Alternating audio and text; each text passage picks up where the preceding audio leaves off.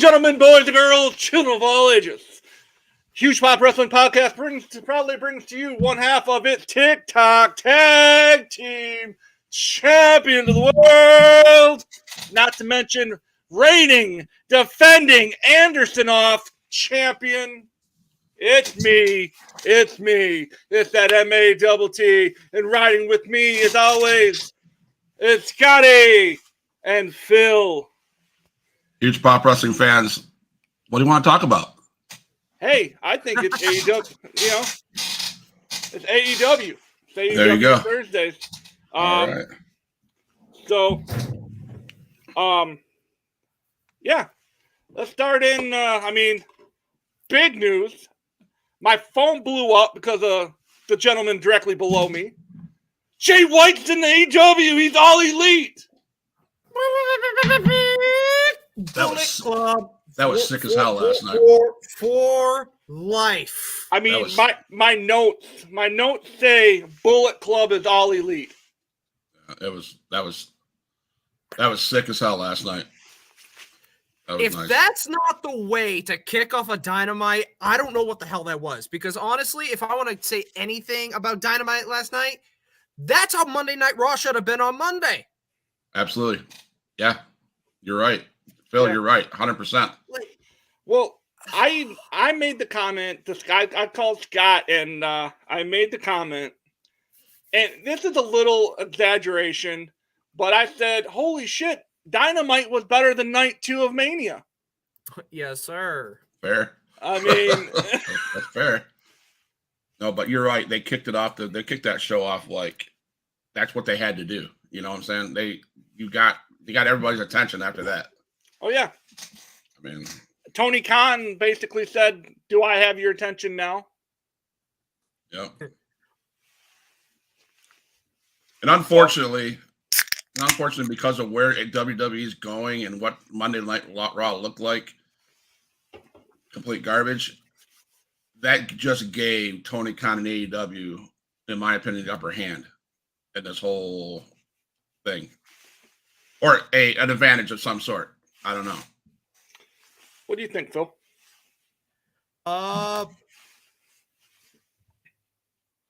Honestly, with what they've done, just by the beginning alone, Juice is already in the ring. Yeah. We're getting Ricky Stark's awesome entrance in. Next thing you know, I just hear Bullet Club, the brandishing of steel, and I'm like, no, they didn't. And out he came, the Switchblade, the Catalyst, the first ever Grand Slam champion of New Japan Pro Wrestling.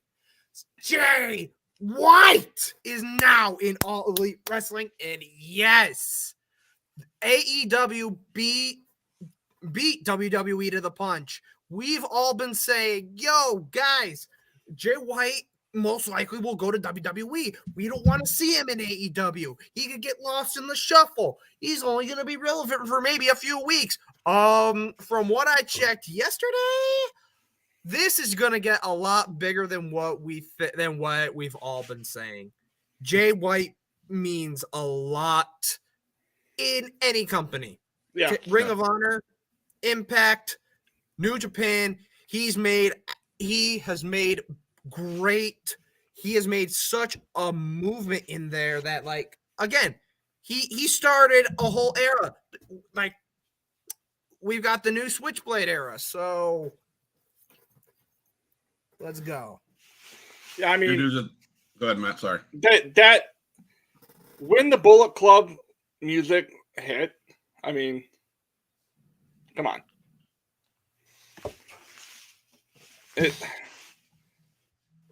I was hoping that he'd end up landing in WWE because I think him and Cody could have had amazing storylines together. Absolutely. But I think he fits AEW just a little bit better. I think his style and he can be himself. He wouldn't be a watered down version of Jay White. He's going to end up being Jay White Switchblade. It's going to end up being a star. not buried in the mid card like he probably would have had happen to him in the Vince ran WWE. It's CJ, two dudes. What is up? Thank you guys for joining again, as always. Yes, thanks for stopping by, guys. Yes, Real Wrestling was last night. Yes, sir.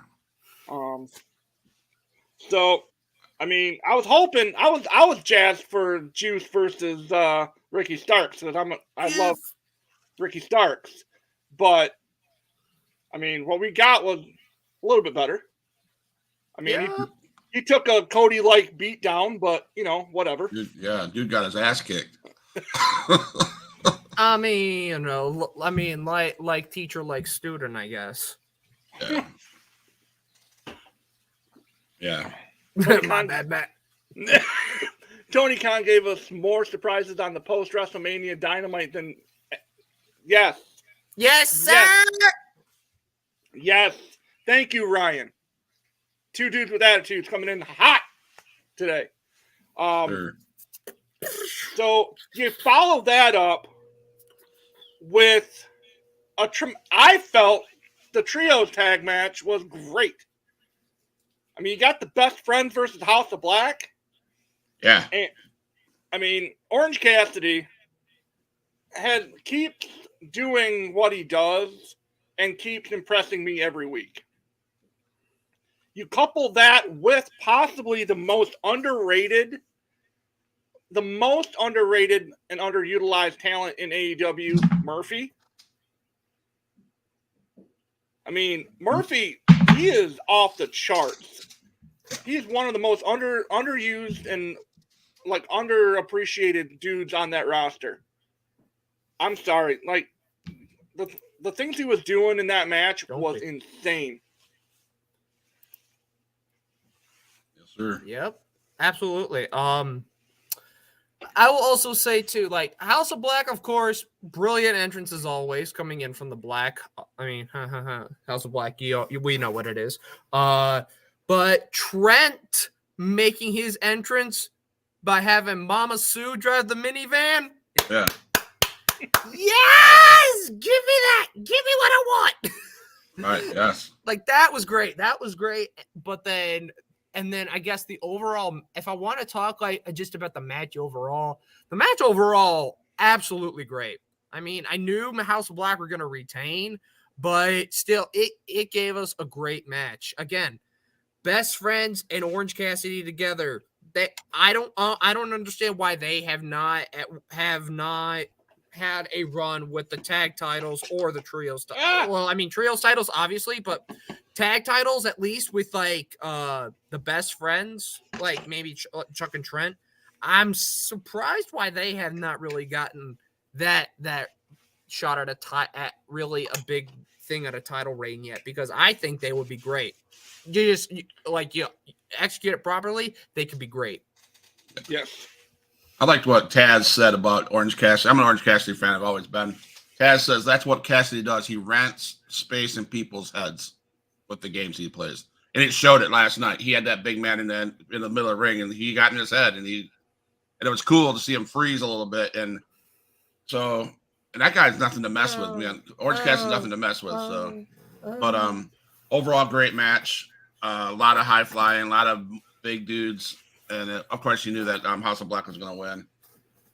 So yeah, it's not the Best Friends time yet.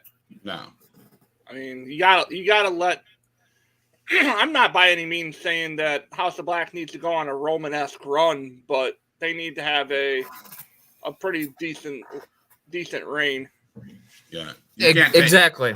You can't take it away from them that real soon because they're powerful. Those guys are huge. Well, and who's going to take it from them? Yeah, who's going to take it? No, there's nobody in there that takes it. But we did have no one left. We had Rush. We had Rush and Vance and Peligroso or whatever his name is watching us at ringside. They're there, so but they can't compete with House of Black. LFI? No, there's no way. I mean, LFI is making movements. Hey, come on. Like, look, here we go. CM Punk and FTR. Oh, yes, please give me CMFTR. are. Give me that. As a matter of fact, I'll do this for you. AEW cap coming off. There we go. Let's get it. I think you had that plan, man. Yeah, I think that was fabricated. yeah. I think Ryan is feeding Phil stuff on the side that I don't know I think about. so. If you notice, he keeps on looking to his right. So it's a setup. Come on. Come on. Thanks, Ryan. He's a genius. He's a genius. Anyway, so the popcorn match came along with Hayter and Riho. I don't like Riho.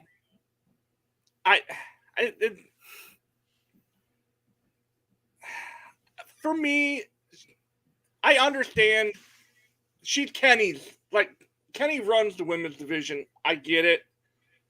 But I didn't know that. yeah, he's the only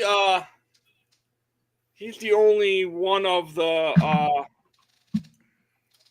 powers that be. Stick to the script, Phil. Stick to the script. No, to me, Kenny is the director of personnel over the women's division. And so he's one of what are they called? ESVs. Yeah, he's the executive producer, executive vice president. EVP. Yeah, EVP, he's right. the EVP of the women's division, and Okay. him and her have been friends since New Japan. Like they were really good friends, and that's why she's in AEW. But here's the thing: What's up, Johnny Cass? I don't see it in her. Like, I know she was our inaugural champion. By defeating Nyla Rose. Yeah, I don't know. I just don't see it. Mm-hmm. Of course, but I would rather watch a Riho match than Jade Cargill suffer through another. Okay. I mean, Jade she's a freak of nature. That's all she is to me.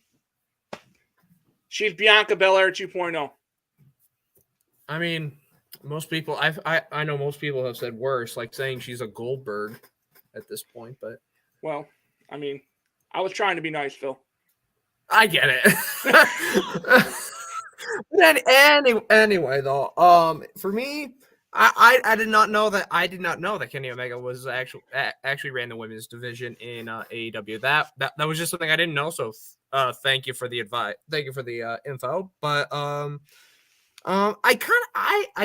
I mean, I get it. I get it too. With the whole thing with Rio and all that. I kind of understand why people don't really see her as much of a big time competitor, because again, even though she's like maybe mid late 20s, yet she's about the size of a 12-year-old girl. Again, I think that's just because of the whole Japanese Joshi wrestling style that Right. that Jim Cornette would rather go on a huge 10-minute rant on, just because of her size and the fact that she's the inaugural champion, even though she be a woman that's 2 times her weight and 2 times her height. Give me a fucking break. Anyway, Yeah.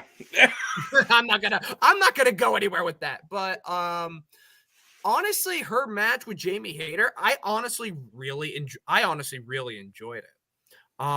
Jamie Hayter, I think, has been is already proving, if she hasn't already, that as AE women, she has probably been the most dominant of our AEW women's world champions. So I can agree with that. I agree with that. Like, I mean, if doing this isn't enough, like, come on.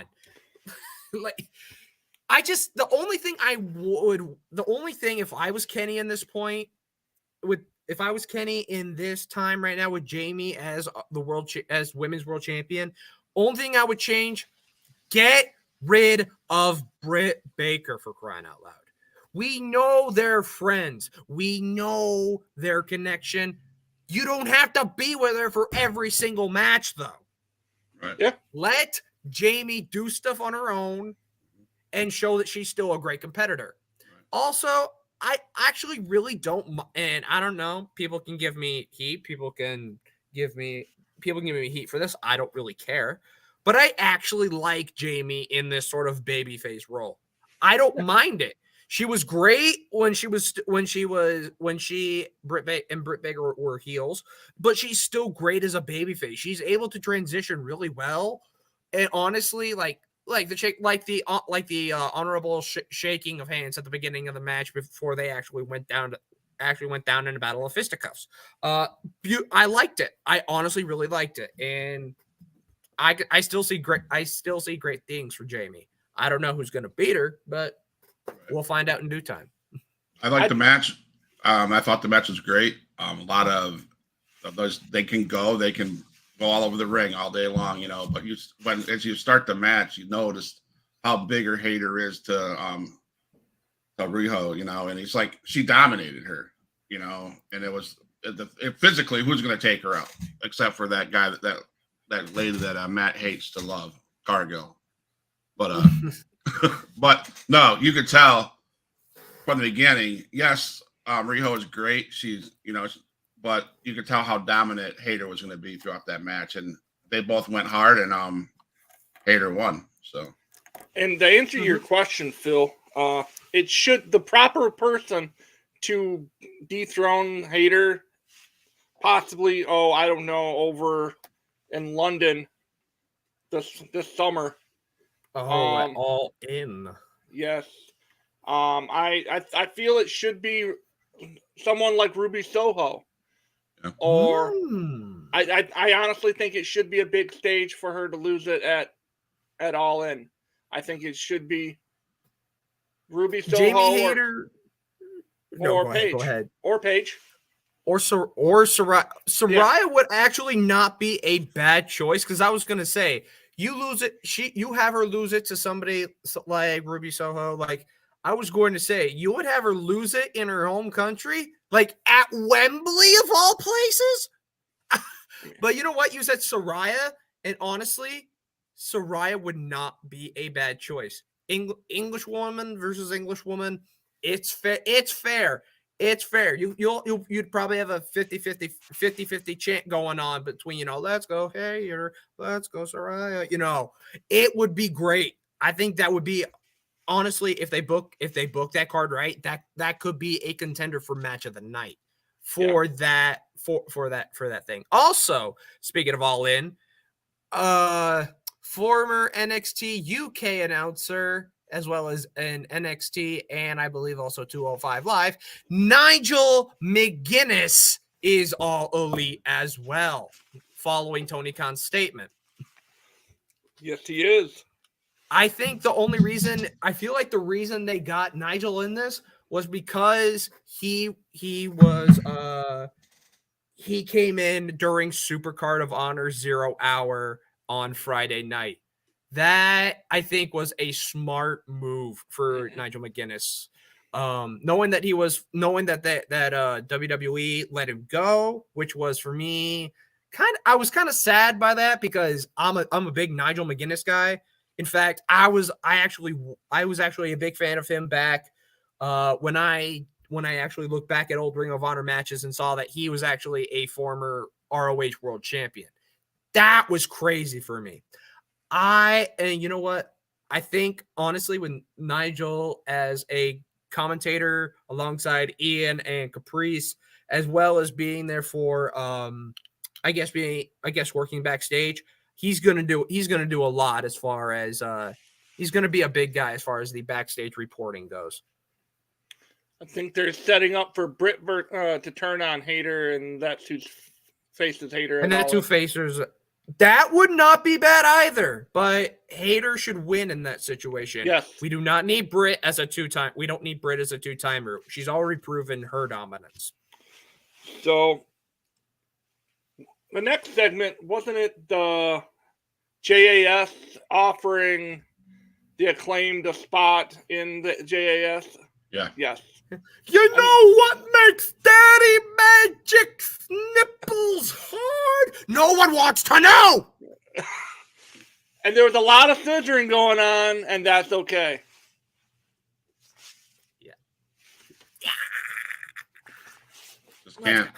Just can't do it. Can't do it. Can't do it. Fair enough. But didn't they announced that yesterday was National MJF Day, I believe. Oh yeah. At least for the people of Long Island. He got his damn key, blah blah blah. It's national. You know what? Because he's better than you, and you know it. Plus, I did not know MJF was, and you know it. exactly. But here's another thing, though. He holds the Triple B. He holds that big ass key to the city of Long Island, as well as the little small ass key to the Oyster Bay area. I did not know MJF was that nice of a crooner. God damn! I mean, obviously, I've seen the Rosie O'Donnell segment when he was a kid. Yeah, I know. And I think he had that one thing. He had that one segment like back in, I think, maybe 2020. But still, that guy can sing. Yeah. Dude's got Put pipes. him on the Masked Singer now. You have Chris Jericho on the Masked Singer. You have Alexa Bliss on the Masked Singer. Put MJ freaking F on the Masked Singer. Let's see how far he can go. They'd have to bleep out half the shit he says because, I mean, either way, the judges aren't going to know who the hell it is. They didn't know Chris Jericho. They didn't know Alexa Bliss. They're not going to know Maxwell Jacob Friedman. But hey, he's gonna as far as the singing, the competitiveness goes. As far as singing, my God, he is nice. No wonder he likes as part of MJF Day. Come on. He said, you have to listen to at least 3 artists. You have to listen to Sinatra, Dean Martin, Sammy Davis Jr., Justin Bieber. I don't know what the hell that one was for, but if they did a Sinatra night on Masked Singer, he'd be perfect. Exactly. So, match 4. All I got to say about that segment, I agree with Taz. It went way too long. And I began to like MJF, but that segment was not as – that's probably his worst of all I've watched. It just wasn't – it wasn't typical MJF shit. It felt like that musical number he did with Jericho. With the band. Yeah. I just wasn't into it. I mean, I thought when he went to the ring and started talking shit about his teacher, that was good. But that, and Jungle Boy coming out at the end, attacking him. Jungle Boy being the symbols guy. I like that. I liked when he went bam and he turned around and goes, so I just wasn't a fan of that segment. It wasn't as good as MJF segments have been in a while. And you touched on Jungle Boy. I don't mind Jungle Boy. I really don't, but he's not ready for MJF. Nope. He's not ready. I mean, a guy like Sammy Guevara should be first or in line before him. I just don't think Jack Perry has the it factor to take care of a guy like MJF. I just don't think he belongs in the same ring as MJF. I get you. In the future, yes. Not now. Right. Absolutely. I can see that. And then what was it? When Sammy came out, that segued into our next match, which was Sammy Guevara going against Triple A superstar Commander. I will say, I've watched a little bit of AAA. I actually kind of started last year when I was with Canna Coaster and a few other friends. We actually watched Triple Ace Triple Mania, and I believe he was part of the tag team division. But it's so interesting now that a lot of Triple A talent is starting to come over to the Americas, like for example with Dragon Lee. Dragon Lee, we saw him in the trios tournament for the inaugural trios champion at Dynamite's House of the Dragon special edition of Dynamite. But again, we didn't know much from him because he only was there for that one night, and then when they lost, Rush and Andrade completely tore him apart. Which is why he went back to AAA. But now we have Dragon Lee in NXT. Dragon Lee's doing amazing. And then of course, with the past few weeks, we've gotten to see more AAA stars in the ring in AEW. Like we had Commander earlier in AEW because he was part of the Face of the Revolution ladder match. He was that one masked luchador that everyone's like, who the hell is this guy? But and then of course one of my favorite Dynamite matches of all time, my main event Dynamite matches, Kenny Omega versus the AAA Mega champion in El Hijo del Vikingo. It translates to Son of the Viking in Spanish. One of the best, probably the best main events I have ever seen. El Hijo del Vikingo is another breed of human. Well, he finished, I think, on the PWI top 100. Yeah. I think he was 4 or 5. He was number 8. I believe he was number 8 when I last checked. He was number 8, I believe, 2021 or 2022. I want to say. But he's absolutely brilliant.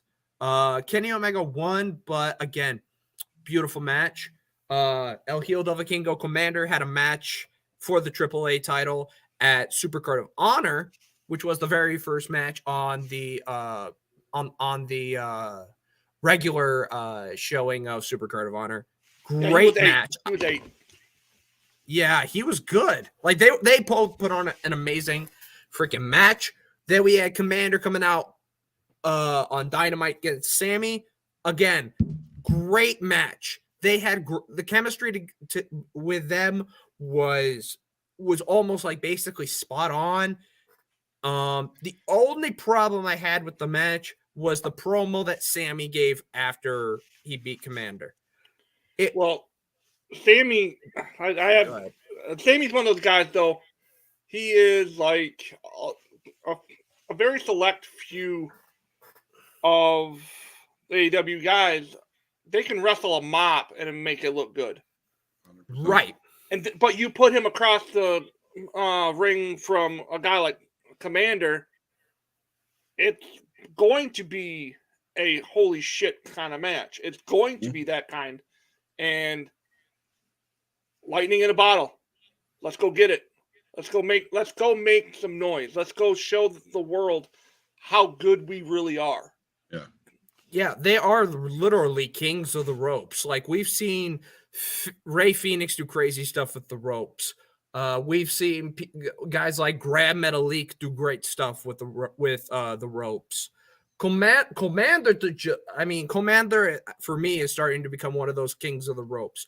Like he's been walking. He like I don't know how many times he literally walked on the ropes from one turnbuckle to the other, and he made it look good.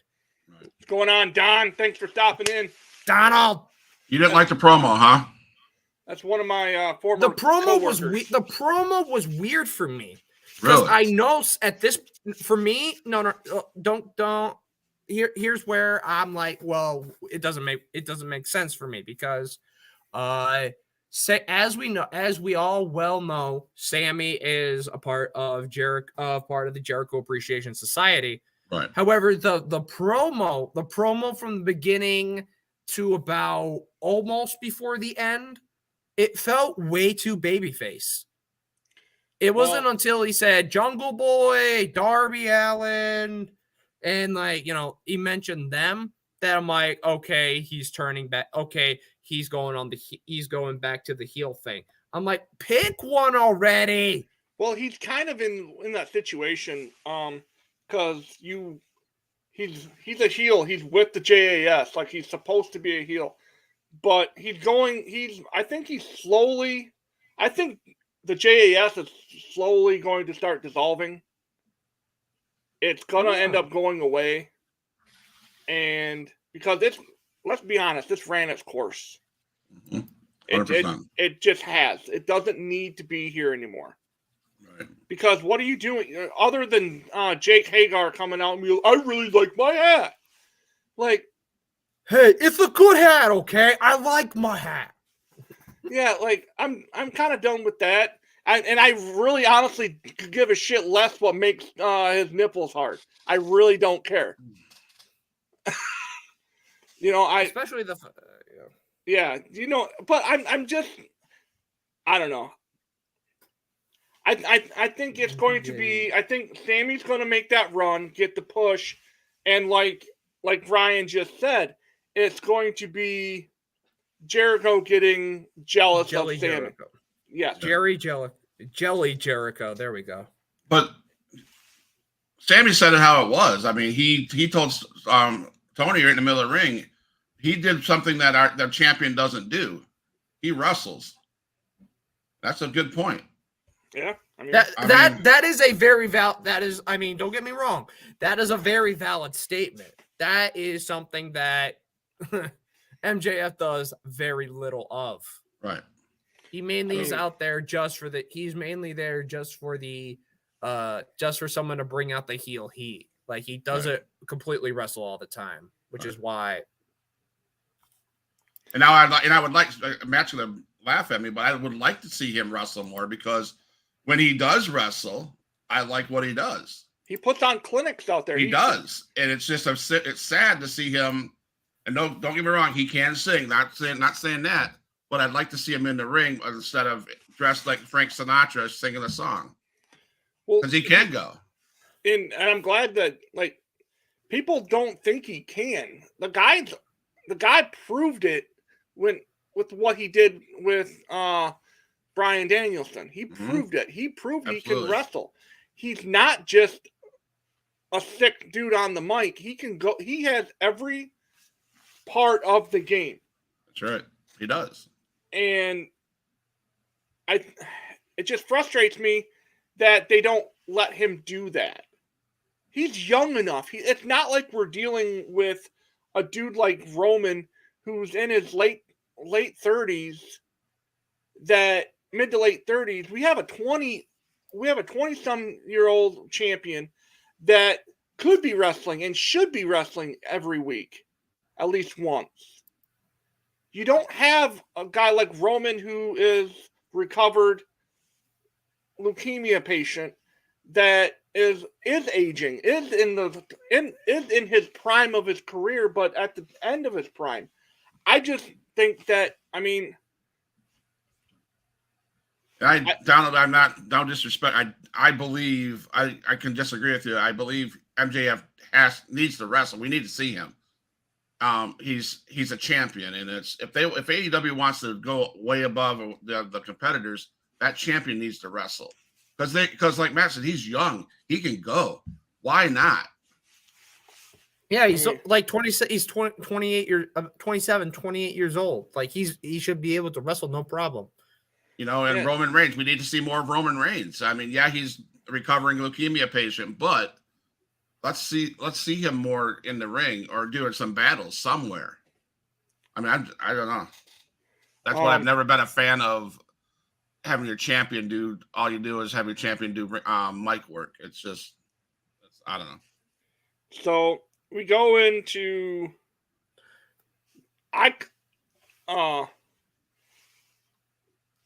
I wrote in my notes here, FTW championship match, clusterfuck.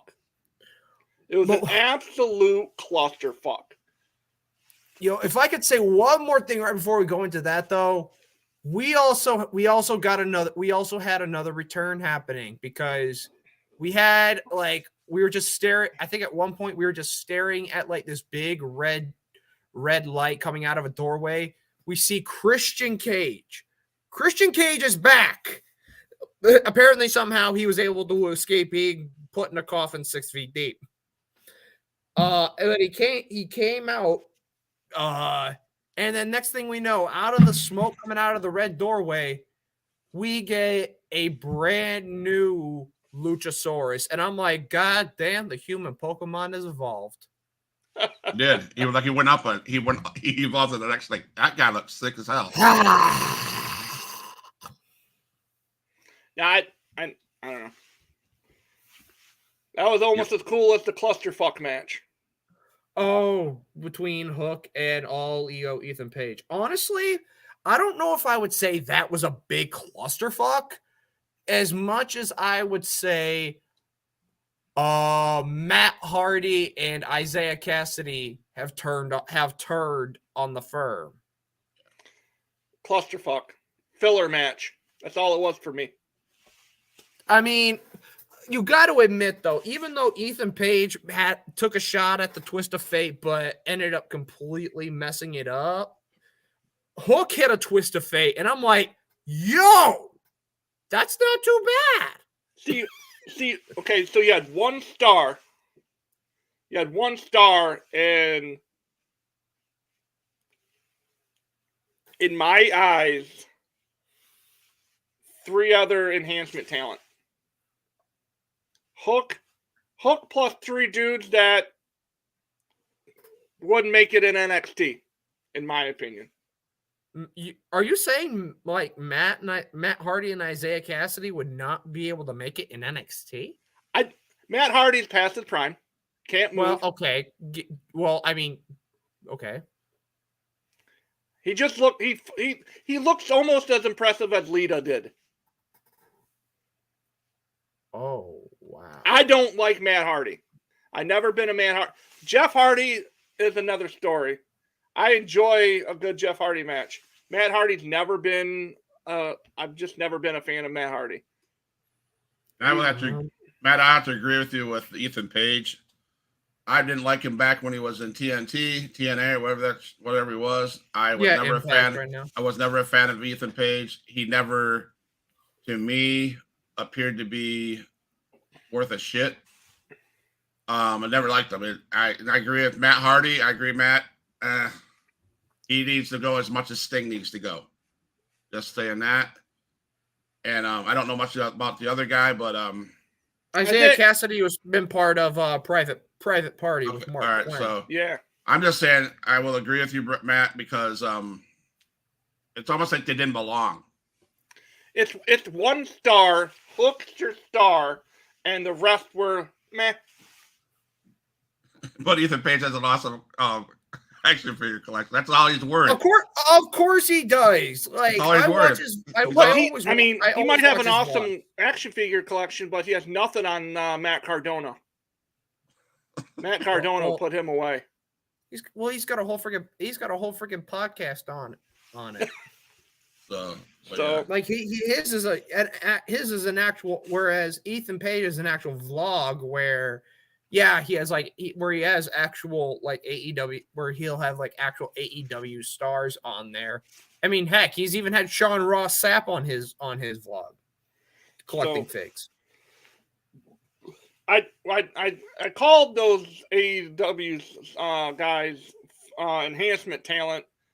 That's a perfect segue into the Blackpool Combat Club beating the shit out of some locals that really shouldn't have been in the ring with Moxley and all them. Like that match. Yeah. Well, no, they just used it to make us. I don't really think they were really intending for that to really be a match. It was just for the Blackpool Combat Club to make a statement, which was done by Bryan Danielson. Yes. That was an awesome mic work by Danielson too. I like heel Danielson. I really do. I love heel Danielson. Yeah. Main event. Oh, I mean, One more thing, though. We have Hangman Adam Page. We had Hangman Adam Page coming in thinking he could settle everything, but of course got the crap beat out of him. And again, Cosplay cowboy. you know. Cosplay Cowboy. He got his ass Oh, beat just like Cody Rhodes did again. Yeah, but honestly, though, like the fact, like when I heard Danielson say, "Who else?" Like, you know, who do you think back there is gonna save you? Is there anyone back there who even cares about you? I was honestly almost getting ready to hear "Carry On My Wayward Son," but I'm like, oh wait, they're not there. Ryan said it Bucks right. are- Ryan said it right. Yeah, Everyone's going to talk the about. Bucks. Yeah. MJF was right about Bryan Danielson not being a good person. Yeah, he showed it last night. He's not going to be a nice guy. So, and that's a match we want to talk about. MJF wrestling. That match that they had, that was just probably one of the best of the year. if you haven't, there's 3 matches right now. There's 2 from each promotion that I look at as being already match of the year caliber. And that one with MJF is number 1 in AEW right now. They're just insane. Those 2 and then I mean, I would put that with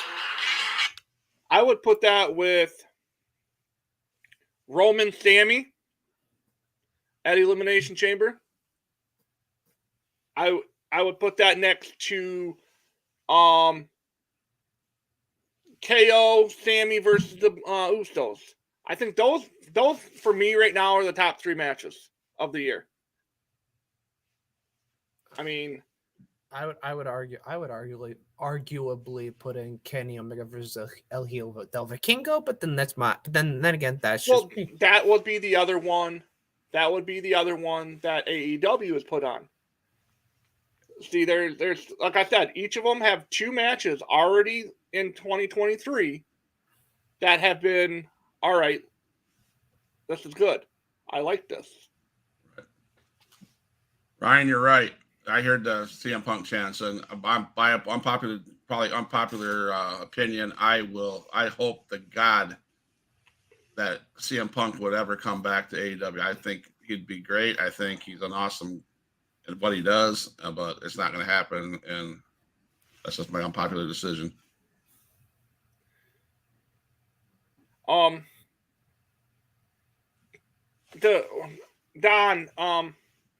He says Rhea versus Flair and Sheamus and Gunther were his 2 picks for them. Did they have? I felt the storytelling in my opinion. We're going to backtrack to Mania. I felt the storytelling from start to finish in the KO match, KO Sammy versus the Uso match, was a little bit better than Rhea Charlotte.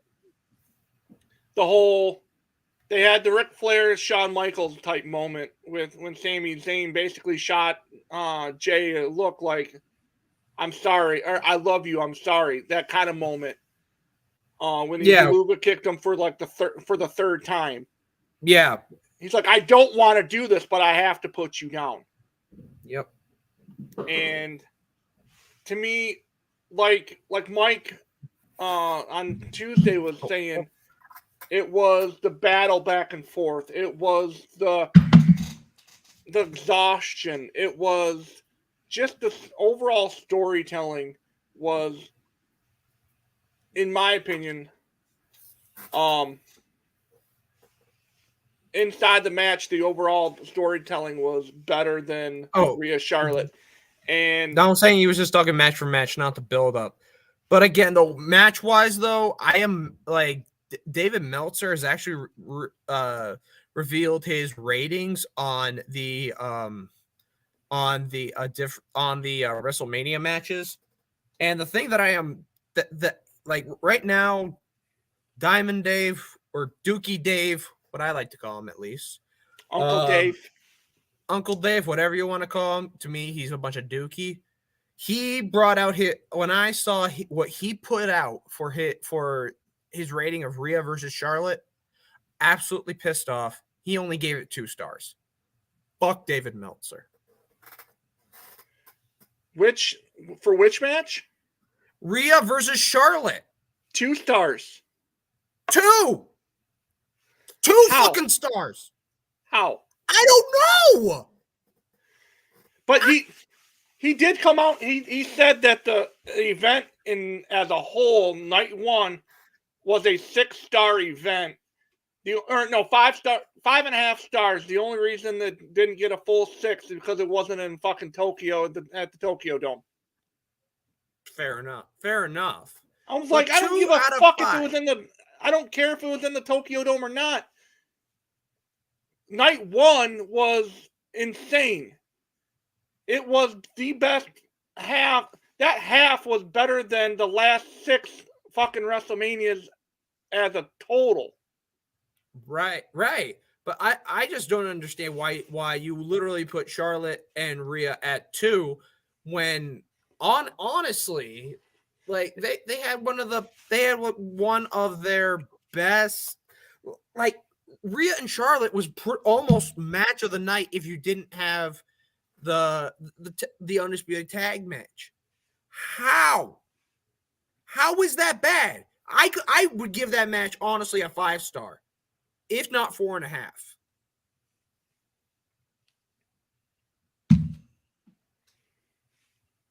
I don't get it. But Donald, yeah, Dave's just a total hack. And then Ryan, you were in attendance for Mania at Raw. Raw was just as bad in person as it was on TV. Yep. But yeah, absolutely. Mania was awesome. No, wait, night 1, greater than Stand and Deliver, greater than night 2, greater than the In-N-Out I had at the way home, greater than the Denny's NWO and I stopped at on the way home, greater than getting strip searched at airport security, which is greater than Monday Night Raw. Sounds like a great trip, Ryan. Dang. Oh my gosh. I'm done. Here we go. But Stand and Deliver was great too, especially NXT. Yeah. I love how Braun Breaker. The heel turn for me was like, what? Yeah, that was awesome. But he has. I think they did that right. I think they turned him heel at the right time, and I think as he enters into the main stage, I think that's going to be awesome. He's going to come in, and I think he's going to come in and raise hell. Yep. But plus 4. So to close out the show for AEW, we'll get back. We'll right this ship and steer this thing to the end. FTR showed why they're the best tag team in the business today.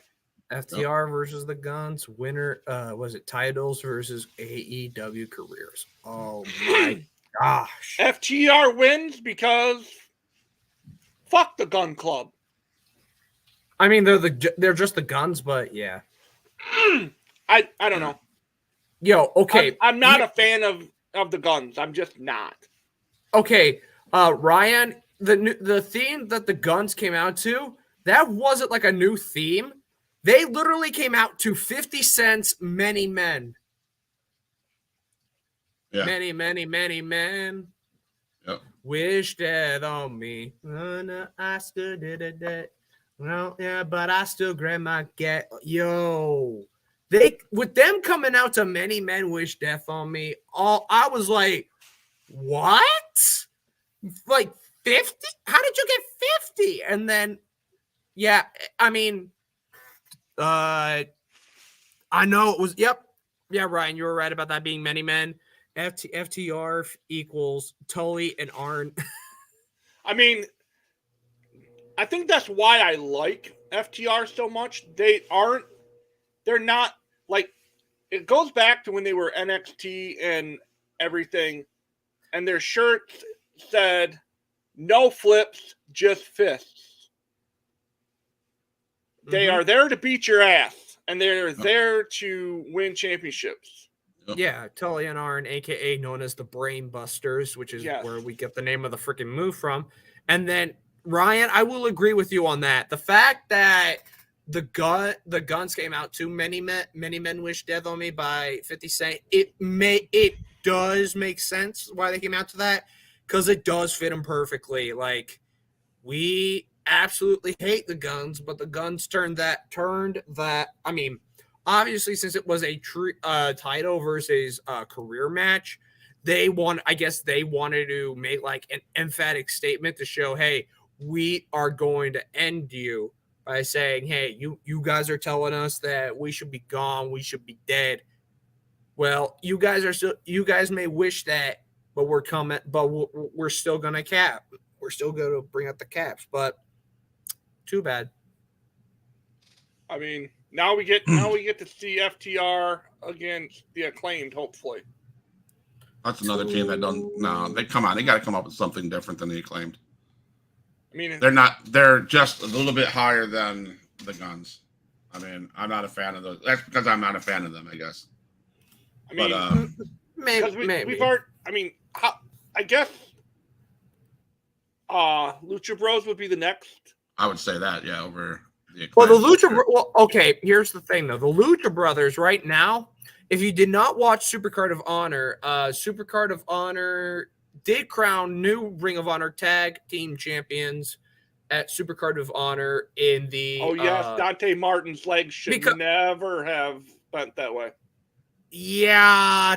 I mean, yeah. Mark Briscoe introducing the Reach for the Sky ladder match. We'll have the 5 best Ring of Honor tag teams that have ever been in the company. We gonna call it the Reach for the Sky ladder match. I mean, we got, again, Lucha Brothers, Top Flight, the Kingdom, Aussie Open, and LFI in Rush and Dralistico, another guy who came out of AAA, who will also be facing Orange Cassidy on Friday for the international title.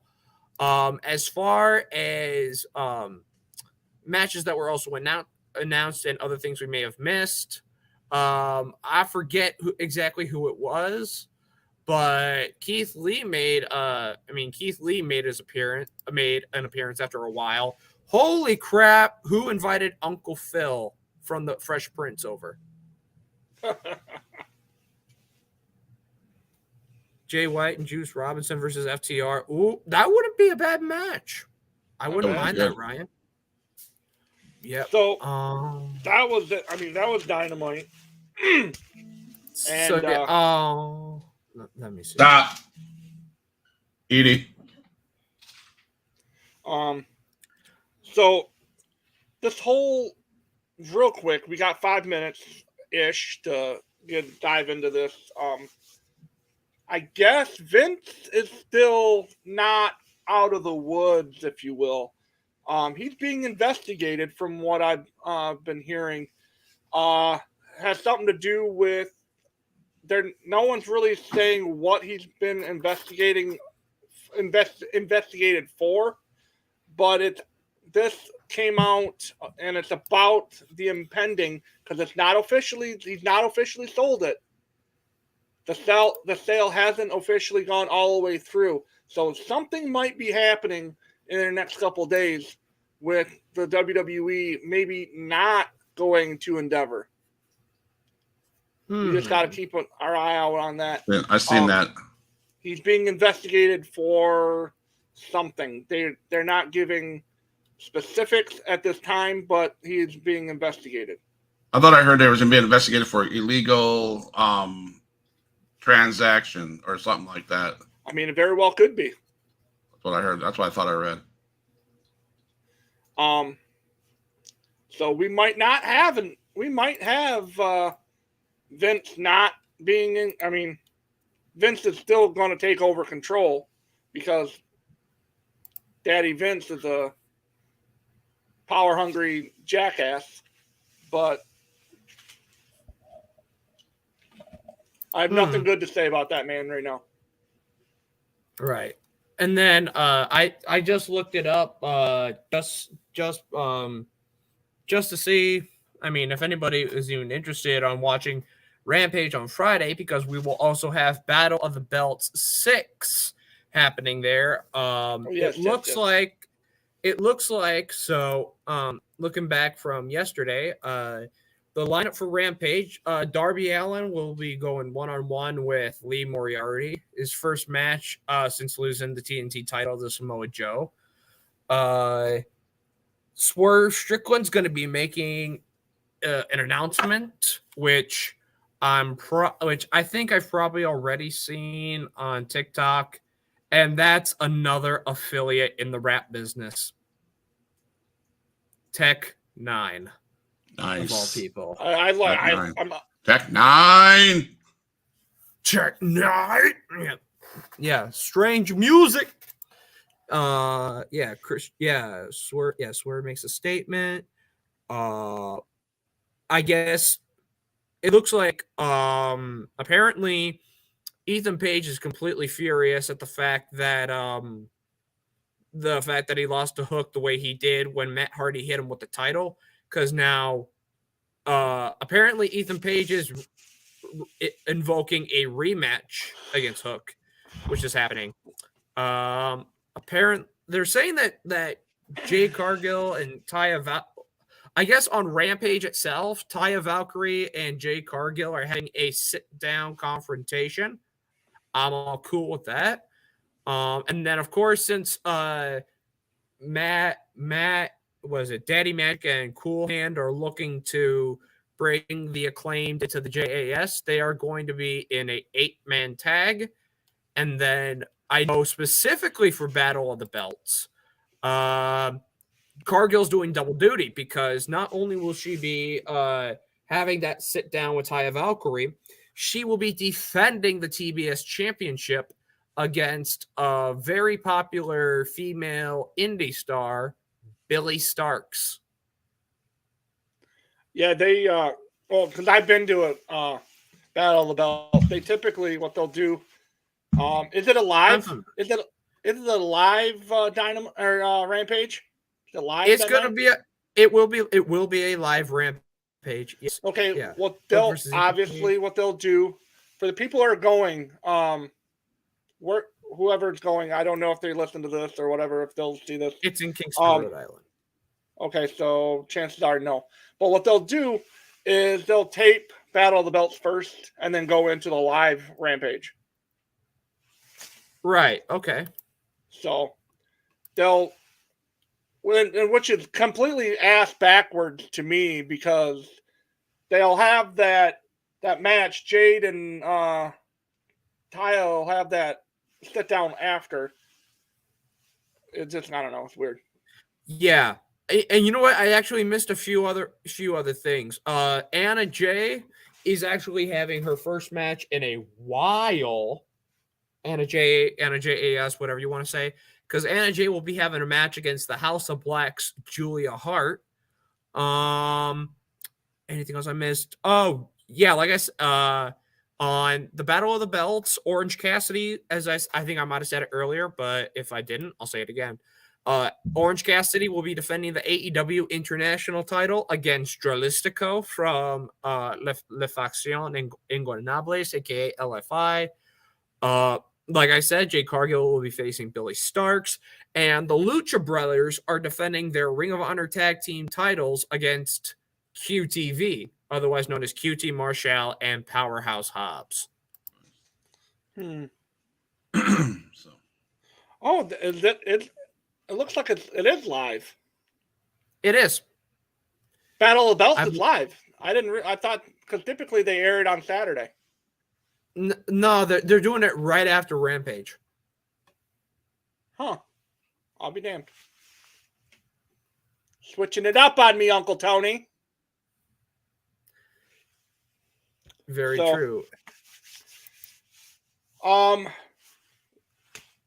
This is the time that Phil can tell us about Free Talk Wrestling tonight over there on the other purple site under the PWC. He is Free Talk Wrestling. Yes. I'm happy to say that we have actually instead. I think for those of us who are watching are probably confused, like, but I thought you guys did Tuesdays. Well, just to help just for the sake of all of us that are your awesome, oh so gracious hosts, we had to switch things up. So now instead of Tuesdays, we're doing it now on Thursday. We're doing it now Thursday. So tonight you'll be able to see us, and we are having a very special guest with us, and that special guest is I guess I can tell you now, he is one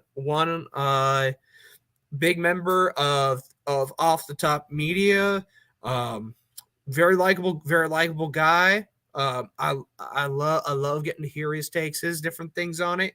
We are having none other than Cam G as a special guest tonight. I might have to try to be in the chat just so I can throw up some David Arquette at him, because we all know not quite the fan of David Arquette. What time is that there, Phil? I believe we have it at it's 10 o'clock. It's gonna be it's gonna be at 10. 10 Eastern time, 9 Central. Yep. Before you guys, anybody watching this, before you guys head over to that purple site to off the top ropes, right? No, Off the Top Media. Off the Top Media. Phil, your channel again is what? The one we're doing tonight, we are at Free Talk Wrestling under the Panda Wrestling Company. On the Panda Wrestling Company. If you guys get on early, I have an opportunity to not wrestle because I'd get my ass kicked. I'm not in the shape to wrestle, but to talk with rugged pro wrestler Angus Kaiser. He's a wrestler, so he'll be on at 8 o'clock Central. And then we'll throw some pops out there for your show too, as well, for them to click on over to you guys at PWC.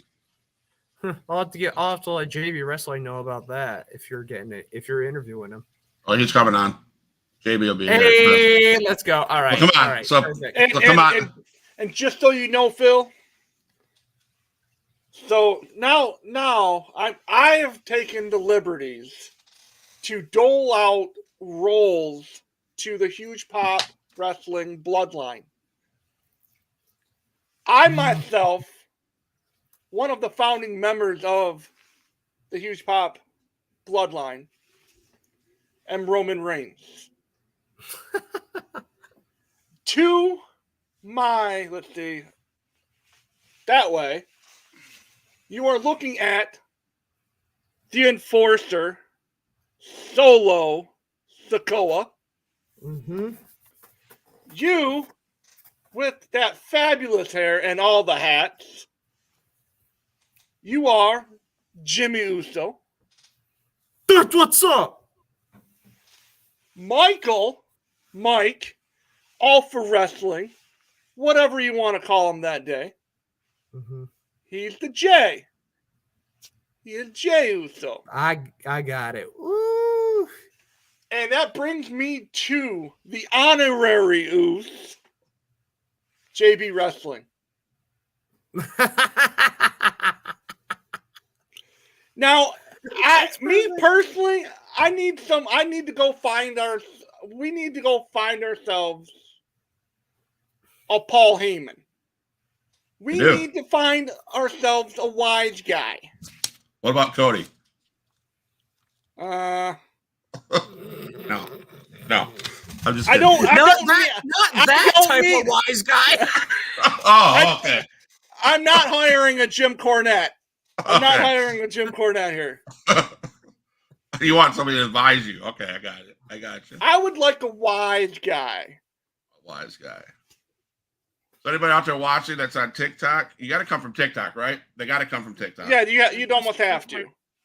And to quote me from last summer, you have to sound never mind. I'm no. No, because I don't need that kind of heat right now, okay? But podcasting world. Acknowledge me.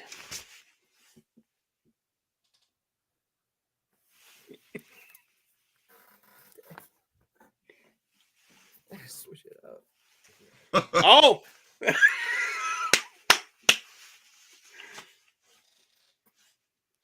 No, I can't close the show out like that. But thank you everyone for stopping in. Ryan, Don, Phil, thanks again for being with us on Thursday. Yeah, Phil, thanks, man. You're welcome. As always. Everybody that's here, everyone who will listen in the future, thank you for being amazing people. Ryan says, hold up. Hold on. I'm going to test something because I just want to see.